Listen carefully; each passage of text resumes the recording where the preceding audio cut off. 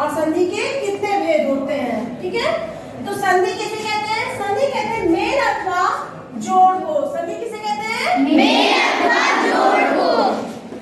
Mail अथवा जोड़ को कहते हैं। अतः दो निकटतम वर्ती वर्णों के संयोग से जो विकार या परिवर्तन होता है उन्हें क्या कहते हैं? संधि। संधि किसे कहते हैं?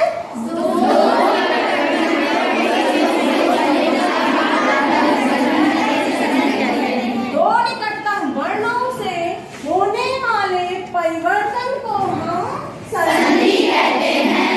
संधि के कितने भेद होते हैं? 3। स्वर संधि, व्यंजन संधि और विसर्ग संधि। तो सबसे पहले आता है हमारा स्वर संधि। तो आइए हम जानते हैं स्वर संधि किसे कहते हैं। स्वर से स्वर के मेल के कारण जो विकार या परिवर्तन होता है उसे हम स्वर संधि कहते हैं। Very good. स्वर संधि के कितने भेद बताए गए हैं? 5। सबसे पहले आता है दीर्घ संधि। उसके बाद गुण संधि। नेक्स्ट वृद्धि संधि। यड़ संधि। आयारी संधि। सबसे पहले आता है आपका दीर्घ संधि, गुण संधि, वृद्धि संधि, यड़ संधि और आयारी संधि।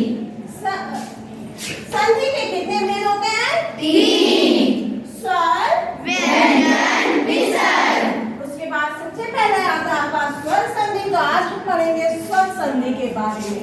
स्वर संधि के 5 भेद बताए गए हैं। सबसे पहले आता है दीर्घ संधि, गुण संधि, वृद्धि संधि, यड़ संधि, आयारी संधि। तो सबसे पहले आपका आता है दीर्घ संधि। तो सबसे पहले हम पढ़ेंगे दीर्घ संधि के बारे में। दीर्घ संधि किसे कहते हैं? सबसे पहले इसे नोट करिए। जब ह्रस्व दीर्घ स्वर का अपने समान स्वर के साथ मेल होता है तो उनमें उन दोनों के जगह पे दीर्घ